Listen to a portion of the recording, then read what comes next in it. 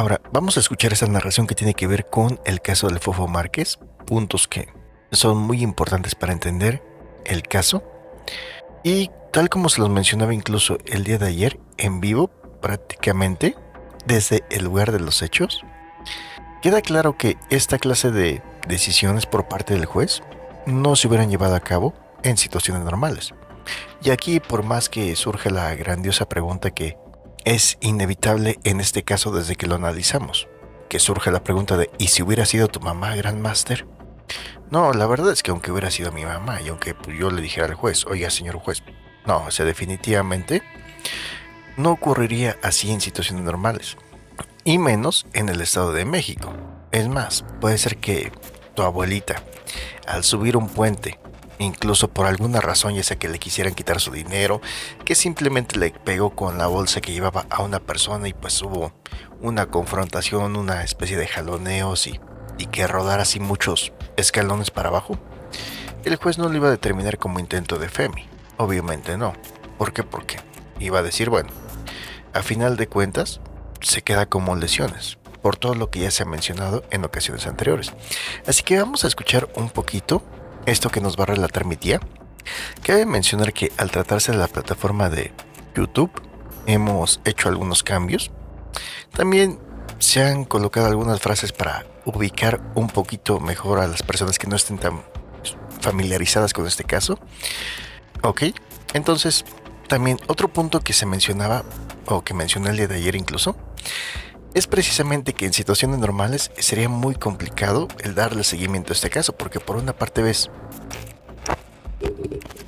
a una señora Edith que, así como llegó prácticamente sola, pues así se alejó, bueno, solamente una persona más iba con ella, y por otra parte, la familia del Fofo Márquez, que era más que notorio el hecho de que tenían previo acuerdo de cómo la misma fiscalía se iba a encargar de resguardar el espacio para cuando ellos llegaran y para cuando ellos se alejaran.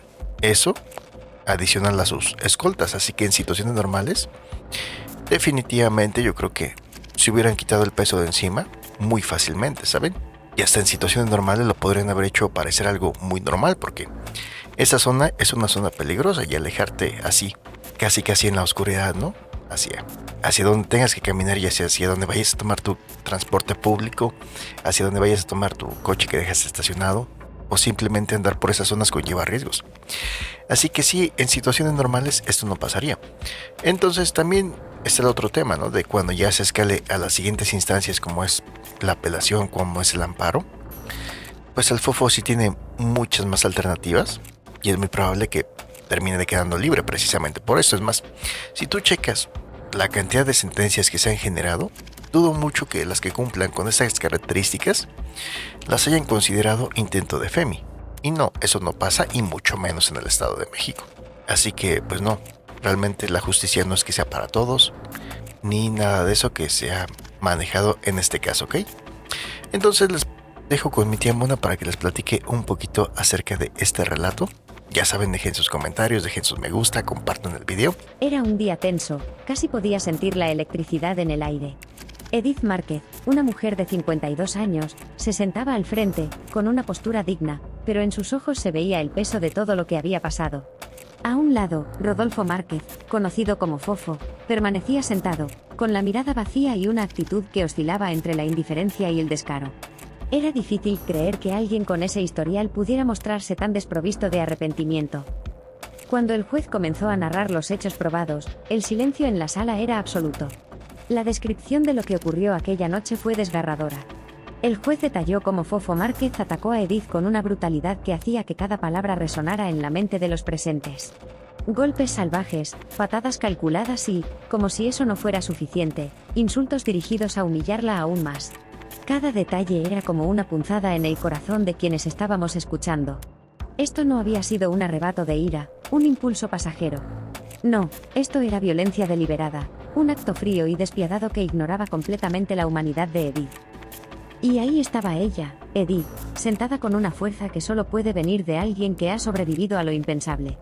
A medida que se relataban los hechos, era evidente que ella no buscaba venganza, sino justicia. Su rostro no mostraba odio, sino determinación. Cada palabra que pronunciaba el juez era un recordatorio de que esta mujer había sido golpeada no solo físicamente, sino también en su dignidad, en su derecho a vivir sin miedo. El análisis que hacía el juez sobre la conducta de Rodolfo Márquez era contundente. Señoría, decía, esto no es solo un problema de impulsos descontrolados. Esto es una falta absoluta de empatía, una muestra de cómo la violencia puede ser usada como un medio para dominar y ejercer poder sobre otra persona. Esas palabras resonaban con fuerza en la sala. Los asistentes intercambiaban miradas de indignación y asombro. ¿Cómo podía alguien llegar a ese nivel de brutalidad sin mostrar remordimiento? Lo que más impactaba era el contraste entre las dos figuras en la sala. Por un lado, Edith, que había soportado un calvario y, aún así, seguía de pie, luchando por su dignidad. Por otro lado, Fofo Márquez, cuya actitud parecía demostrar que nunca había aprendido el valor de la responsabilidad, de la empatía o del respeto por los demás. Cuando el juez concluyó esa parte de la audiencia, hubo un momento de silencio que pareció eterno. Todos en la sala sabíamos que estábamos presenciando algo más grande que un juicio. Esto era una lección, una muestra de cómo la justicia puede enfrentarse al poder y a la impunidad. Y mientras miraba a Edith, me quedaba claro que, aunque su cuerpo había sido golpeado, su espíritu permanecía inquebrantable. Esa audiencia no solo era sobre un acto de violencia, sino sobre la valentía de una mujer que decidió no quedarse callada y exigir justicia frente a la adversidad. Punto. El ambiente en la sala cambió cuando las declaraciones de la madre de Fofo Márquez fueron mencionadas. Era como si una nube de incomodidad hubiera descendido sobre todos. El juez, con un tono firme pero sin perder la compostura, leyó fragmentos de las declaraciones públicas que esta mujer había hecho. Su intento de justificar lo injustificable era evidente, y cada palabra que se repetía en voz alta en ese espacio se sentía como un insulto a la inteligencia y a la dignidad de Edith. La madre de Fofo alegaba que lo había criado bien, que nunca había mostrado señales de violencia, y, en un giro absurdo, insinuaba que Edith no estaba tan lesionada porque no le rompieron huesos. Esa frase quedó flotando en el aire, provocando un murmullo entre los asistentes. Era imposible no preguntarse, ¿cómo alguien podía medir la gravedad de un ataque de esa manera? Era como si intentara equiparar el dolor físico con la ausencia de fracturas, ignorando por completo las heridas emocionales, y el daño profundo que su hijo había causado. Desde mi asiento, observaba a Edith. Ella apretó ligeramente las manos, pero no mostró ningún destello de odio. Su control era admirable, especialmente al escuchar a alguien minimizar su experiencia de una forma tan insensible. Por otro lado, Fofo Márquez permanecía inmóvil, con una expresión que parecía alternar entre aburrimiento y desdén. Tal vez esperaba que las palabras de su madre fueran una especie de escudo, pero en esa sala, no eran más que un intento desesperado de desviar la atención de la verdad. El juez no dejó pasar la oportunidad de señalar lo peligroso de esas declaraciones. Hizo una pausa, dejando que sus palabras calaran en todos los presentes, y afirmó, este tipo de justificaciones perpetúan un ciclo de impunidad. Cuando un padre elige cerrar los ojos ante las acciones de su hijo, envía un mensaje destructivo, que las acciones no tienen consecuencias, que la violencia puede ser relativizada según la perspectiva de quien la observa. Había algo profundamente simbólico en ese momento. Las palabras de la madre no solo intentaban proteger a su hijo, sino que también intentaban deshumanizar a Edith, reducir su sufrimiento a un simple debate sobre fracturas o lesiones visibles. Esto no era solo un juicio sobre un acto de violencia física, también era un juicio sobre las dinámicas familiares que permiten que individuos como Fofo Márquez crezcan sin aprender límites ni empatía. Recuerdo cómo el juez concluyó este punto de la audiencia, mirando directamente al abogado de la defensa y afirmando, la maternidad no exonera, ni justifica, ni valida la violencia. La responsabilidad es un valor que se enseña y se ejerce. En este caso, no estamos juzgando la crianza, sino las acciones. Y las acciones de Rodolfo Márquez son claras e irrefutables. Fue entonces cuando Edith levantó ligeramente la barbilla. Su rostro mostraba una mezcla de determinación y tristeza, como si aquellas palabras hubieran sido un bálsamo momentáneo frente al inmenso dolor que había cargado. Yo, desde mi asiento, no podía evitar pensar en lo lejos que puede llegar la negación y el daño que causa cuando, en lugar de asumir la responsabilidad, se elige minimizar el sufrimiento de la víctima. La atmósfera en la sala del tribunal se tornó aún más sombría cuando Edith tomó la palabra para describir el impacto que este acto violento había dejado en su vida. Mientras hablaba, cada palabra parecía contener un peso imposible de medir, como si estuviera destapando heridas que, aunque invisibles para muchos, eran profundas y constantes en su día a día. No era solo el daño físico, aunque este ya era considerable, sino el dolor emocional que parecía más difícil de sanar. Edith comenzó describiendo lo que su cuerpo aún soporta.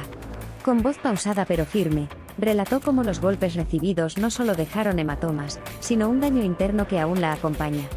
Al respirar profundamente, siento un dolor constante en mi costado derecho, dijo. Su tono era calmado, pero la sala podía sentir la angustia detrás de esas palabras. Mencionó cómo los golpes afectaron sus implantes dentales, dejándola con provisionales que todavía no han sido reemplazados. Cada vez que hablaba de sus secuelas físicas, su postura mostraba la fortaleza de alguien que ha aprendido a sobrellevar el dolor, aunque este nunca desaparezca del todo. Sin embargo, lo que realmente capturó el corazón de todos los presentes fue cuando habló de su familia. Edith explicó cómo este ataque no solo la afectó a ella, sino también a quienes más ama. Mi esposo tuvo que verme en un estado que jamás imaginé, y mis hijos tuvieron que enfrentarse a la realidad de que su madre fue atacada brutalmente. No sé qué fue más doloroso para mí, el daño físico o el dolor que esto les causó a ellos, dijo, mientras apretaba un pañuelo en sus manos. En ese momento, el silencio en la sala era absoluto, incluso el más mínimo murmullo hubiera sido un acto de insensibilidad. Mientras Edith narraba su experiencia, el juez tomó notas, pero no podía ocultar la gravedad que reflejaba su rostro. Esto no era solo un caso más para ella, se trataba de una mujer que había sido atacada no solo en su cuerpo, sino en su dignidad y su espíritu. Los abogados de la defensa parecían incómodos, incapaces de mirar directamente a Edith mientras hablaba. Y, por otro lado, Rodolfo Márquez se mantenía en su asiento, con una expresión que alternaba entre la indiferencia y la negación. El impacto emocional de Edith fue igualmente devastador. No hay día que no recuerde lo que pasó. Hay noches en las que no puedo dormir porque revivo esos momentos en mi mente. Me siento insegura en lugares donde antes me sentía cómoda. Y lo peor de todo es que aún estoy intentando recuperar la confianza en las personas, pero no es fácil, dijo. Sus palabras eran una ventana a la realidad de muchas víctimas de violencia, quienes a menudo deben reconstruir su vida desde los escombros que otros han dejado. El juez no tardó en subrayar este punto en su análisis. La violencia no termina con el acto físico, dijo. Las cicatrices emocionales que dejan estos eventos pueden durar toda una vida si no se proporciona el apoyo adecuado. Este caso no solo subraya la importancia de castigar al agresor, sino también la urgencia de asegurar que la víctima reciba la atención psicológica y emocional necesaria para comenzar a sanar. Fue un momento poderoso, como si se hubiera trazado una línea clara entre el daño cometido y la responsabilidad de la sociedad para apoyar a las víctimas. Desde mi asiento, observaba cómo Edith se mantenía firme incluso mientras narraba su dolor. Esa mujer no estaba pidiendo lástima, estaba exigiendo justicia. Su fortaleza era admirable, pero su vulnerabilidad también recordaba a todos los presentes que las víctimas de violencia no deberían tener que luchar solas para reconstruir sus vidas. La mirada de su esposo, sentado unos bancos más atrás, era un testimonio de ese apoyo incondicional que le ofrecía, pero también de la tristeza que había cargado como resultado de este ataque. Ese día, comprendí algo con una claridad que nunca antes había sentido: el impacto de la violencia trasciende el momento del acto. Es un eco que resuena en la vida de las víctimas y de sus seres queridos, afectando todo lo que tocan. La justicia no solo se trata de castigar al culpable, también se trata de darle a la víctima las herramientas necesarias para recuperar su vida, su paz y su dignidad. Edith Márquez es el rostro de esa lucha, y su testimonio nos recuerda por qué es vital no mirar hacia otro lado. Cuando se abordó el tema de las disculpas en la audiencia, el ambiente en la sala se llenó de una mezcla de incredulidad y disgusto. Edith, con la calma que la caracteriza, tomó la palabra para aclarar un punto crucial: nunca hubo una disculpa genuina. Lo que se ofreció, mencionó, fue una disculpa tardía, vacía de arrepentimiento, y claramente orquestada por los abogados defensores en un intento por suavizar la percepción del tribunal. Era, en sus propias palabras, una estrategia legal, no un acto humano. Recuerdo claramente el momento en que Edith relató cómo, desde el principio, no buscaba dinero ni venganza. Si él hubiera venido a mi casa, me hubiera mirado a los ojos y me hubiera dicho: señora, lo siento, cometí un error, créanme que no estaría yo aquí. No habría levantado una denuncia. Pero jamás lo hizo.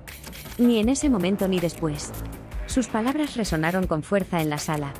El peso de esa ausencia de humanidad se sentía palpable, como si el vacío que había dejado esa disculpa no ofrecida se convirtiera en un testigo silencioso más en el juicio. Fofo Márquez, sentado al otro lado de la sala, mantenía una expresión impasible, casi desinteresada. Había ofrecido una disculpa durante una de las audiencias anteriores, pero hasta los oídos más inexpertos podían notar que no provenía del corazón. Era una disculpa técnica, cuidadosamente ensayada, diseñada para generar una impresión favorable ante el juez. Sin embargo, como Edith señaló, no la ofreció porque lo sintiera. Lo hizo porque sus abogados le dijeron que era lo mejor para él. Eso no es disculparse, eso es manipulación. El juez, que no perdió ni un detalle, tomó nota de este comportamiento y lo abordó en su momento. Señaló cómo la falta de arrepentimiento genuino no solo evidenciaba una desconexión moral, sino también una falta de empatía que hacía difícil creer en cualquier intención de cambio por parte del agresor. El arrepentimiento no puede ser una herramienta de estrategia legal, dijo, con un tono que parecía cortar el aire. Debe ser un acto sincero, un reconocimiento del daño causado, y en este caso, no hemos visto nada de eso. Mientras escuchaba, no podía evitar fijarme en la postura de Edith. Ella no mostraba odio, solo una profunda decepción. Parecía que más que el dolor físico, lo que realmente la había lastimado era esa indiferencia total. Como si lo ocurrido no hubiera sido más que un evento trivial para el agresor, algo que podía resolverse con dinero o influencias. Pero para Edith, y para cualquiera que haya pasado por una situación similar, no era trivial. Era una herida que iba más allá del cuerpo, afectando su confianza, su seguridad y su sentido de justicia. El juez concluyó este punto enfatizando lo que estaba en juego. Sin arrepentimiento genuino, cualquier intento de rehabilitación está condenado al fracaso. La justicia no solo busca castigar, sino también prevenir que estas conductas se repitan. Pero cuando alguien no reconoce el daño que ha causado, ¿cómo podemos esperar que aprenda de sus errores? Estas palabras parecían dirigirse no solo a Fofo Márquez, sino a todos los presentes, recordándonos que la justicia no se mide solo en años de prisión, sino en la capacidad de transformar el comportamiento del agresor. Desde mi asiento, podía ver cómo algunos asistentes intercambiaban miradas de aprobación ante estas palabras. Todos comprendíamos que este no era solo un caso aislado, sino un reflejo de algo más profundo, una sociedad que, a menudo, trata las disculpas como meros formalismos y no como actos de reconciliación genuina. Edith, en cambio, permaneció tranquila, mirando hacia adelante, como si ya hubiera aceptado que nunca recibiría esa disculpa verdadera. Y tal vez por eso estaba ahí, luchando por justicia. Porque cuando la humanidad falla, lo único que queda es la ley. Y en ese momento, todos sabíamos que esa mujer no solo estaba buscando justicia para sí misma, sino para cada víctima que alguna vez ha sentido el peso de la indiferencia. En el momento en que se abordó la complicidad de la novia de Fofo Márquez, el ambiente en la sala del tribunal se tornó aún más tenso. Era un tema que, hasta ese punto, había permanecido como un hilo suelto en el caso, pero al mencionarlo, se abrió una nueva dimensión de indignación colectiva. Edith, con una mezcla de pesar y firmeza, comenzó a hablar de cómo la pareja del agresor no solo fue testigo de los hechos, sino que también jugó un papel activo en ayudarlo a escapar del lugar del ataque. En su momento, dijo Edith con voz quebrada pero decidida, no presenté una denuncia en su contra porque pensé que, como mujer, ella podría haber sentido miedo o no haber sabido cómo reaccionar. Pero ahora, con todo lo que ha pasado, me doy cuenta de que fue más que omisión, fue complicidad. La sala quedó en silencio, y todos los presentes entendieron el peso de esas palabras. Edith no solo estaba enfrentando a Fofo Márquez, sino también a un sistema que había dejado impune a alguien que, en lugar de detener el ataque, lo permitió y facilitó la huida. El juez no tardó en retomar este punto, señalando cómo, en la ley mexicana, la omisión de reportar o intervenir durante la comisión de un delito puede constituir complicidad. El hecho de que ella permaneciera en el vehículo, sin hacer nada para detener la violencia, y luego ayudara al agresor a huir, no solo es moralmente cuestionable, sino también jurídicamente reprochable, dijo con un tono que dejaba claro que esto era más que un comentario, era una advertencia para todos aquellos que piensan que la inacción los exime de responsabilidad. Mientras se discutía el papel de la novia, Edith relató detalles que helaron la sangre de quienes escuchábamos. Contó cómo, antes de que Fofo Márquez la atacara, ella se dirigió al vehículo donde estaba la mujer y le pidió disculpas, pensando que quizá había rozado su auto. En lugar de responder con empatía o intentar calmar la situación, la mujer permaneció en silencio, ignorándola completamente. Edith compartió cómo, después de los golpes, vio a la pareja de Fofo sentada en el auto, inmóvil, esperando a que todo terminara para luego escapar juntos. Si ella hubiera bajado del coche, si hubiera gritado, si hubiera llamado a la policía, dijo Edith, mientras las lágrimas llenaban sus ojos. Tal vez todo esto habría sido diferente. Pero no hizo nada. Se quedó ahí, mirando, y luego lo ayudó a escapar. ¿Cómo puede alguien justificar eso? Su voz resonó con una mezcla de tristeza y furia contenida, y nadie en la sala pudo evitar sentir el peso de su frustración. El juez, visiblemente afectada por estas declaraciones, tomó un momento antes de hablar. La responsabilidad de quienes rodean al agresor no puede ser ignorada. La violencia no ocurre en un vacío, y el silencio o la inacción frente a un acto de agresión no solo perpetúa el daño, sino que lo valida. Estas palabras parecían dirigirse no solo a la pareja de Fofo Márquez, sino también a cualquier persona que, por miedo, apatía o complicidad, elige mirar hacia otro lado. Mientras esto ocurría, recordé cómo Edith había mencionado en entrevistas anteriores que aún siente un profundo arrepentimiento por no haber denunciado a la novia. Es algo que me pesa todos los días, dijo. Saber que ella sigue libre, como si nada hubiera pasado, mientras yo todavía estoy lidiando con las secuelas de ese día, me hace sentir que la justicia está incompleta. Ese día en el tribunal, quedó claro que el entorno inmediato del agresor juega un papel crucial en estos casos. La pareja de Fofo Márquez, al permanecer pasiva y luego facilitar su escape, no solo evitó que se detuviera la agresión, sino que también envió un mensaje implícito de aprobación. Esto pone en evidencia la importancia de educar a las personas sobre la responsabilidad que tienen al presenciar un delito, especialmente en situaciones de violencia. Cuando la audiencia terminó, Edith se dirigió hacia la salida con la dignidad de alguien que ha cargado con más de lo que cualquiera debería soportar. Desde mi asiento, no podía evitar reflexionar sobre lo que dijo el juez: la violencia no ocurre en el vacío. Este caso no solo era una lección sobre la brutalidad de un individuo, sino también sobre cómo la inacción y la indiferencia pueden ser igualmente devastadoras. La complicidad, activa o pasiva, perpetúa el ciclo de violencia, y mientras esa realidad no cambie, casos como el de Edith seguirán repitiéndose. Cuando se pronunció el veredicto de culpabilidad en esa sala de audiencias, el ambiente cambió por completo. Era como si todos los presentes contuvieran la respiración al unísono, esperando esas palabras que tanto tiempo y esfuerzo habían tomado en llegar. Finalmente, el juez, con una voz firme y clara, declaró a Rodolfo Márquez culpable. Fue un momento cargado de emociones, y por primera vez en ese juicio, la balanza de la justicia parecía haber inclinado su peso hacia el lado correcto. Edith, sentada en primera fila, cerró los ojos por un breve momento. Parecía como si estuviera procesando todo lo que ese veredicto significaba, no solo para ella, sino para todas las mujeres que alguna vez habían buscado justicia en un sistema que tantas veces parece fallarles. Desde mi lugar, pude ver que sus manos temblaban ligeramente, pero su expresión mostraba algo más que alivio, era una mezcla de gratitud y triunfo silencioso. No había ganado una batalla fácil, pero finalmente había logrado que la verdad se reconociera. El juez, quien había sido un pilar de imparcialidad durante todo el proceso, subrayó en su discurso final que este juicio era un ejemplo de cómo el sistema legal puede y debe funcionar, incluso frente a un acusado con recursos económicos y conexiones. La justicia no debe doblegarse ante el poder ni el dinero, afirmó, y sus palabras parecieron resonar en cada rincón de la sala. Fue un recordatorio contundente de que, aunque imperfecto, el sistema judicial aún tiene individuos comprometidos con la verdad y la justicia. Durante su intervención final, Edith elogió abiertamente a los fiscales y al juez, algo que no ocurre con frecuencia en los casos mediáticos. Gracias por no dejarse comprar, por escucharme, por tratarme con respeto y dignidad, dijo con una voz que reflejaba el peso de todo lo que había vivido. También agradeció a los fiscales por su dedicación incansable, destacando cómo habían presentado un caso sólido y contundente que no dejó margen para dudas.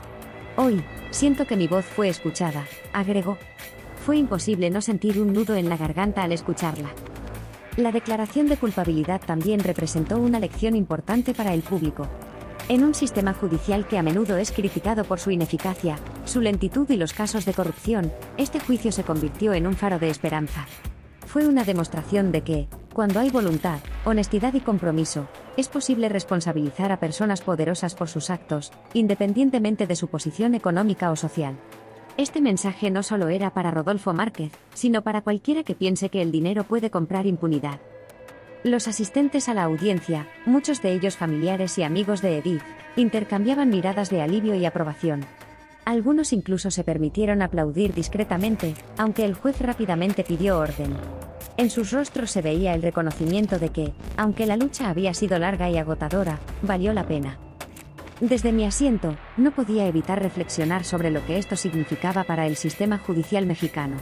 En un país donde tantas veces las víctimas son silenciadas y los agresores caminan libres, este juicio marcó un precedente. fue un recordatorio de que la justicia no es un ideal inalcanzable, sino algo que se puede lograr con la combinación adecuada de integridad, trabajo arduo y valentía. Edith, al salir de la sala, fue rodeada por sus seres queridos. La vi detenerse un momento, mirar hacia atrás y observar al juez, como si quisiera grabar ese momento en su memoria. En su mirada había gratitud, pero también una determinación renovada. Este veredicto no borraba lo que había pasado, pero era un paso importante para recuperar su vida y, en sus propias palabras, para que otras mujeres sepan que sí se puede. El caso de Fofo Márquez no solo será recordado por la brutalidad de los hechos, sino por la valentía de Edith, y la firmeza de un juez que decidió hacer su trabajo de la manera correcta, en un entorno donde eso no siempre es la norma. Este juicio nos dejó con una lección clara: la justicia puede ser lenta, imperfecta e incluso frustrante, pero cuando se ejerce con honestidad y compromiso, es capaz de cambiar vidas y restaurar la fe en un sistema que tantos consideran roto. Cuando se tocó el tema de la figura pública de Fofo Márquez en la sala del tribunal, el aire se llenó de una mezcla de incredulidad y desprecio. Su madre, en entrevistas previas, había defendido a su hijo alegando que todo lo que mostraba en redes sociales era un personaje.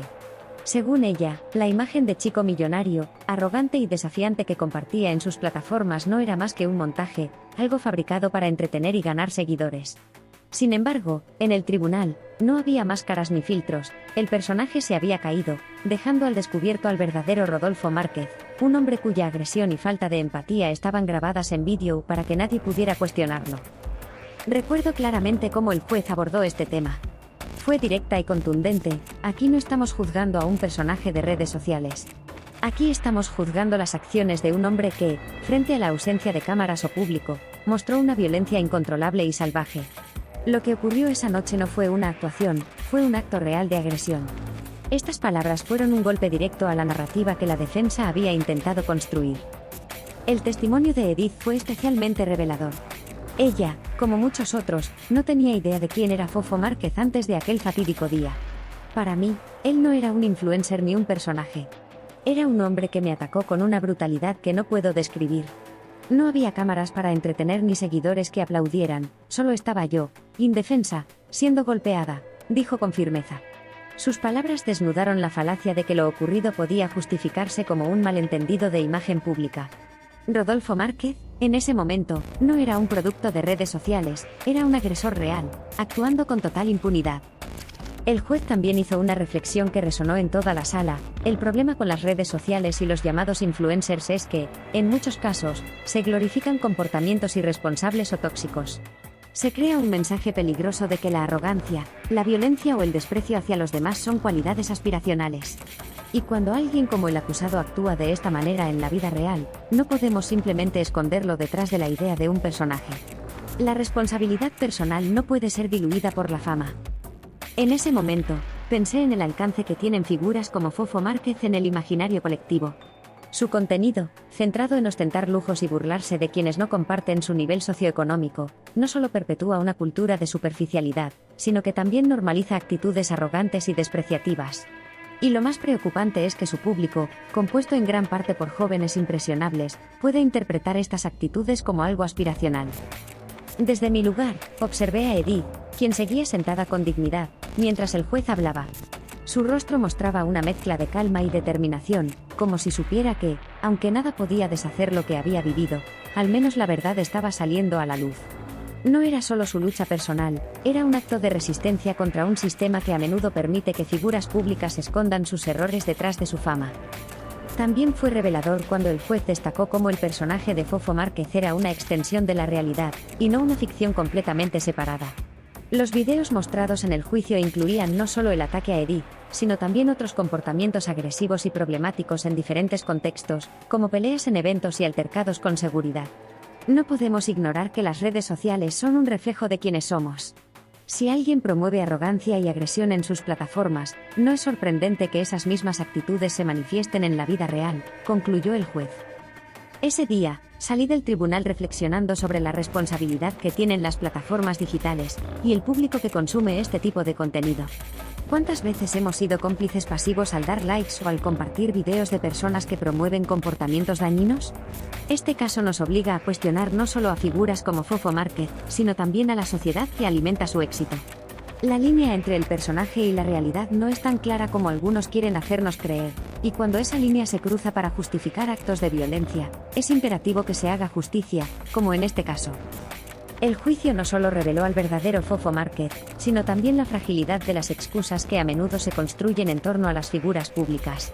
Edith fue golpeada por un hombre, no por un personaje, y su lucha nos recuerda que la responsabilidad nunca debe ser opacada por la fama o la apariencia. Cuando el tema de la educación familiar de Fofo Márquez salió a la luz en la audiencia, se sintió como si todos los presentes se enfrentaran a una verdad incómoda que trascendía el caso en sí. Edith, con la claridad y la valentía que la caracterizan, señaló directamente cómo las prioridades de la familia Márquez parecían haber estado completamente desalineadas de lo que realmente importa. Sus palabras fueron contundentes: no sé cómo criaron a este hombre, pero está claro que el lujo material nunca podrá sustituir los valores. Y eso, al final, tiene consecuencias. El juez, atenta a este punto, permitió que Edith continuara desarrollando su observación. Edith explicó cómo el comportamiento arrogante, agresivo y narcisista de Fofo Márquez parecía ser un reflejo directo de un entorno en el que el dinero y el estatus social se habían colocado por encima de la empatía y el respeto hacia los demás. Cuando todo se reduce a cuánto tienes y no a quién eres como persona, se crían individuos que creen que pueden comprar cualquier cosa, incluso la justicia, dijo Edith, y sus palabras resonaron en la sala como un eco que no podía ignorarse. Desde mi lugar en la sala, podía sentir cómo estas palabras impactaban a los asistentes. Muchos asintieron, otros intercambiaron miradas que parecían decir: eso explica muchas cosas. Y es que Edith no estaba simplemente hablando de Fofo Márquez, estaba exponiendo una problemática social más amplia. En un mundo donde la acumulación de bienes materiales a menudo se glorifica, los valores fundamentales como la empatía, la humildad y la responsabilidad quedan relegados a un segundo plano, y este caso era una prueba irrefutable de ello. El juez retomó el tema con una reflexión que dejó a todos pensando. El entorno familiar no define por completo a un individuo, pero sí tiene un peso significativo en su desarrollo moral. Las acciones del acusado no ocurrieron en un vacío. Son, al menos en parte, el resultado de una dinámica familiar que parece haber fallado en enseñarle que sus actos tienen consecuencias. Estas palabras no eran un ataque directo a la familia Márquez, pero sí un llamado a reflexionar sobre cómo las decisiones en la crianza pueden moldear a una persona para bien o para mal. Edith, quien había sufrido en carne propia las consecuencias de esa falta de valores, no dudó en profundizar: no estoy diciendo que ser una familia acomodada sea malo. Lo que estoy diciendo es que cuando el dinero se convierte en el centro de todo, se pierde de vista lo realmente importante: ser una buena persona. Yo no vi a un hombre cuando me atacó, vi a alguien que no sabía lo que era respetar, empatizar o siquiera detenerse a pensar en el daño que estaba causando. Mientras Edith hablaba, los gestos de Fofo Márquez parecían confirmar sus palabras. Aunque ya había sido declarado culpable, seguía mostrando una actitud que oscilaba entre la indiferencia y la arrogancia. Su falta de remordimiento solo reforzaba el punto que Edith y el juez estaban haciendo: sin valores, el dinero y el estatus no pueden salvar a nadie de sí mismo. El juez también destacó la importancia de este caso como una advertencia para otras familias. La educación integral no se trata solo de enviar a los hijos a las mejores escuelas o darles las mejores comodidades. Se trata de enseñarles empatía, responsabilidad y respeto por los demás. Sin estos valores, incluso los mayores privilegios pueden convertirse en herramientas destructivas. Esta reflexión caló profundamente entre los presentes, y varios padres en la audiencia parecían internalizar estas palabras, como si se estuvieran preguntando si estaban haciendo lo suficiente para inculcar esos valores en sus propios hijos. Desde mi asiento, miraba a Edith, quien parecía más fuerte que nunca. Su lucha no solo era por justicia, también era un llamado de atención para una sociedad que, a menudo, confunde el éxito con la acumulación material. Edith nos recordó que los valores no solo moldean individuos, sino que también pueden ser la diferencia entre construir una sociedad sana o perpetuar ciclos de violencia e impunidad. Al final de la audiencia, mientras la gente comenzaba a salir, la reflexión era inevitable. Este caso no era solo sobre Fofo Márquez y su ataque a Edith. Era un espejo que nos obligaba a preguntarnos: ¿qué tipo de valores estamos promoviendo en nuestras familias, en nuestras comunidades, en nuestra sociedad? Porque, como quedó demostrado ese día, el dinero puede comprar muchas cosas, pero nunca podrá comprar el carácter, la decencia y el respeto por los demás. Y sin esos elementos, el verdadero lujo es vivir en una sociedad donde esos valores prevalezcan.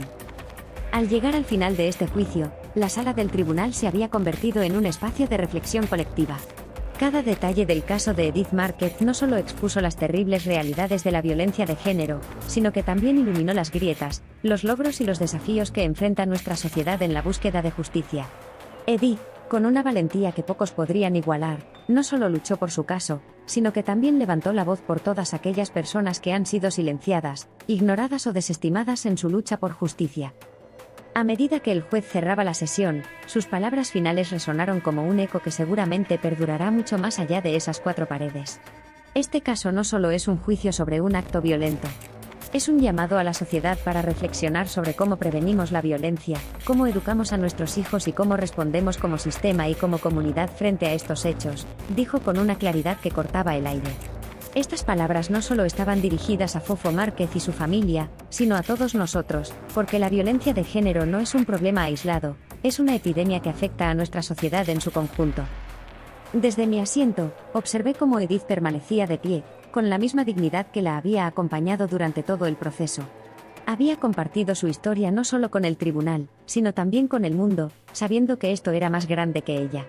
Su lucha por justicia no era solo personal, era un símbolo de resistencia, de que incluso frente al poder, la impunidad y el dolor, es posible alzar la voz y exigir un cambio.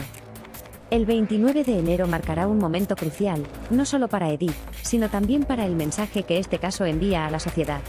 La sentencia que se dicte será una declaración de valores, que la violencia no será tolerada, sin importar el estatus económico o social del agresor, que el privilegio no otorga inmunidad frente a la justicia. Pero más allá de la sentencia, este caso deja preguntas importantes que todos debemos responder. ¿Cómo garantizamos que cada víctima reciba la justicia que merece? ¿Cómo educamos para prevenir estos actos de violencia antes de que ocurran?